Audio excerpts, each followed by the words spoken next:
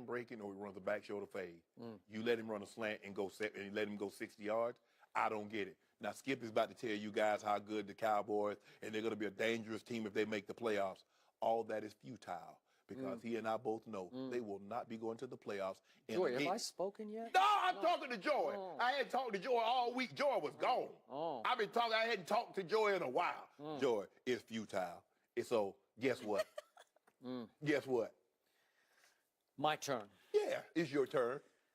I have been telling you very consistently all year long that the Dallas Cowboys go as Sean Lee goes, and you have ridiculed that time and time again. You've tried to make lame jokes about it and other topics, and right before your very eyes, it happened again yesterday. Sean Lee came back, and what happened? They won again. So, wow, I'll just throw the records out here. You said it was all about Zeke. No Zeke, no chance, right? And I kept saying, wait a minute, Zeke played against the Rams. Zeke played against the Packers. Both of those games were at Jerry World. And what happened, Mr. Sharp? They lost because they did not have Sean Lee in the second half. So let's see. Last year they were 13-3 with Sean Lee. This year they're 6-1 with Sean Lee. But they're 1-5 without Sean Lee. Explain that 30 points. I think it just screams at you that they go as Sean Lee goes because, as Rob Ryan told you sitting right here, he is a freak. He is the most valuable player to any defense in the National Football League is Sean Lee. This team goes as he goes, and when he's out, they're gone. Oh, the phone rang busy. Gone. I was trying to call Bobby Wagner and Luke Kuechly, but the phone was busy. But go ahead. I'll let Sean Lee have that. Well, you should, because this guy, all he had yesterday was 18 tackles and an interception. That is mind-blowing. Tell me about the offense. Tell me about I'm going to tell you about the defense, because going into the Redskins game, going back 10 days ago, Thursday night, they had given up in the second half without Sean Lee 114 points to scoring 22. They had lost second halves 114-22. So he comes back yesterday, and what did they do in the second half? They won 20-0 because they had Sean Lee, and the Giants don't have Sean Lee. And whoever they play, as long as Sean Lee is healthy, and I don't know how long it's going to hold, because when you got a hamstring and he missed the first series of the second half, and I was like, oh my God, this is it. He's pulled it again. They said he was jogging on the sideline, but they had just built in some early rest, and I don't get it. I don't know why you would rest somebody for the first series of a second half after you just got your, how long's halftime? 15 minutes. So if you can explain that to me, but it was horrifying to me, because offensively they are challenged because not one of the receivers can separate, starting with Dez Bryant.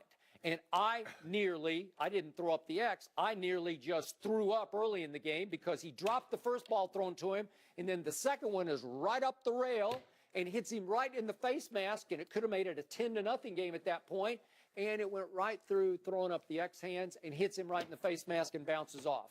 That's how his confidence has been shattered.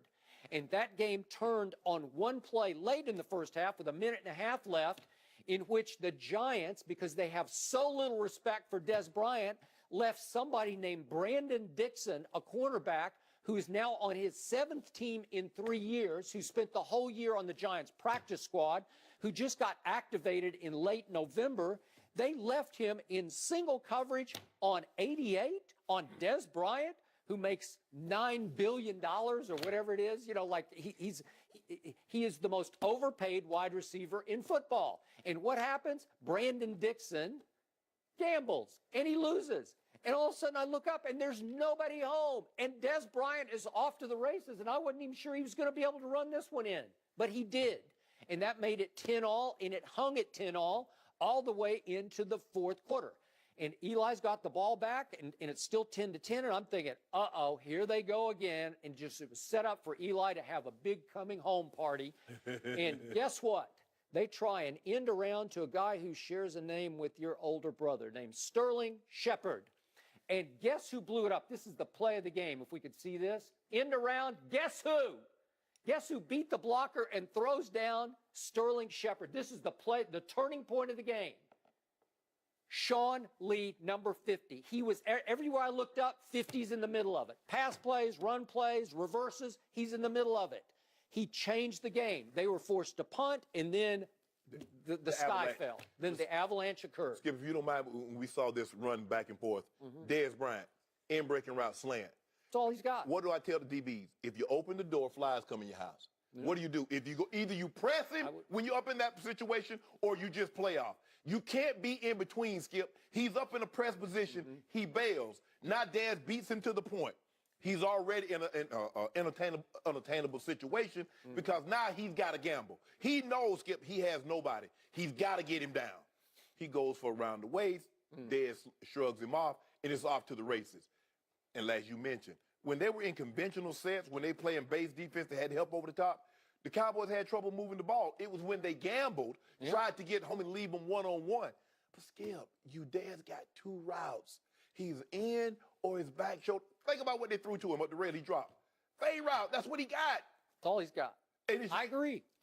That's all I've got. We watch him again. So I've been campaigning for Bryce Butler, and then he shows up inactive yesterday because he's got some foot that's been plaguing him for the last month. So that's another blow for this team. But all it has to do now is go up to Oakland next Sunday night. Oakland didn't look all that good at Kansas City. I told you. Yeah. What you mean all that good? Oakland's done. Okay, good. Well, I hope they're done next Sunday night, because if my Cowboys manage to go up there and figure out how to win that game, because Dak Prescott's back playing at a very high level. By the way, he had an 87 QBR yesterday, which tied Phillip Rivers for the best among starters in the whole league this past week. So I'll take that. But if they go up there and beat Oakland, guess who's coming back? 21's coming back. So here we go. Is it a long shot? Yeah, it is. Where you going? You going home. Playoffs. This would be the most dangerous NFC team in the playoffs. I told Derek, who's security guard, he's going on an extended vacation. I told him if he waits just 2 weeks, the Cowboys can join him. Because it's over for them. They own the tiebreakers over no one. Over no one. So I look at what's left in the NFC, and obviously we just talked about, I give you this. Nick Foles is still going to be, he's going to be formidable with that team because it's a really good football team. But I look at the Vikings and the Rams and the Saints and Carolina and the Falcons and the Seahawks. I don't love any of them. I can't make a strong case for any of them. But if Dallas manages to creep in the back door and get that last spot, Skip, you better look out. All the teams you named, they have the tiebreakers over them, and you only play one of them, and that's Seattle. But even if you beat Seattle, Carolina, New Orleans, Falcons still have the advantage over you. Stranger things have happened. Oh, you every year we say that. You know what? Oh, it's impossible. I love Sean Lee. Can you tell me the impact Sean Lee had on the offense that had 454 total yards and was 50% on third down, 7 of 14? Can you tell me the impact that Sean Lee had on the offense? Yeah, he lifts everybody because you see he's there. 50's there. He's the leader of the whole football team. He is. Damn, is Sean Lee a middle linebacker or is he God? He's their God. Stop it. He is. You know, heard it. I heard nothing. Keep making jokes. All I know is the numbers scream. Sean Lee, great. No, Sean Lee, not so much. I mean, when you throw 20 or 30 and you throw for 300 feet. God. Yeah, okay. Keep on talking. That's blasphemous. Yeah. You talk about, God. Okay, keep on. No, I ain't said no more. That was a signal to you. I ain't said no more. But Skip, Dak Prescott was 20 or 30, 330 yards, 3 touchdowns, no big deal. I saw Carson Wentz go on the road. Carson Wentz beat the team that beat the brakes off you in your building. You remember that? Did Dak win at New York last year? No, but he won this year. And guess what the game breaker was to that guy who can't run, that Jason Witten guy? Did you see that throw to Jason Witten?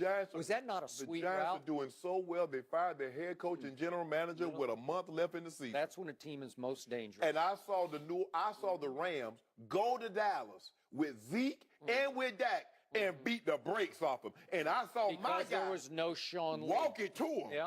Walk it to him. What was the score at halftime of the Dallas and Rams game at Jerry World? What was the score? 24-16. So my team put up 24 just as Walk It To Him put up 24. No. Hold up. You see, Walk It To Him. My team ended up with 43 and a win. Your team ended up with 30 and an L. Yeah, my team didn't have a Sean Lee defense, so. Don't do that. Yeah. Don't do that, Joy. Well, your team will look like the Giants did yesterday tonight. I don't know. We'll see about that. You do know. We'll see about that. It was an ugly end to the Seahawks-Jags game yesterday. We'll discuss that next.